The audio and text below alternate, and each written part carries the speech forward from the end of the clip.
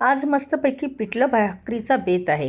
तर जेवढं पिठलं लागेल तेवढं चण्याचं पीठ घेतलं, कढईमध्ये तेल, जिरं, ठेचलेला लसूण, कढीपत्ता टाकलं, मस्त हलवलं. त्यामध्ये भरपूर असा कांदा टाकला, हिरव्या मिरचीची पेस्ट टाकली, आवडीनुसार गदागदा हलवली आणि मस्तपैकी हळद टाकली कलर येण्यासाठी आणि कोथिंबीर तर आपली आवडीची आहेच, ती टाकून पाणी टाकलं. जेवढं पिठलं तयार करायचं तेवढं पाणी टाकलं आणि मीठ टाकलं आणि त्यामध्ये जाडसर असे शेंगदाणे टाकून घेतले. पाण्याला मस्त उकळी आली, चण्याच्या पिठात पाणी मिक्स करून ते आधीच हलवून ठेवलेलं ते त्यामध्ये टाकलं आणि मस्त गदा पिठला मस्त शिजवून घेतला. आता भाकरी तयार करते पटापट अशी ज्वारीच्या पिठाची भाकरी तयार केली.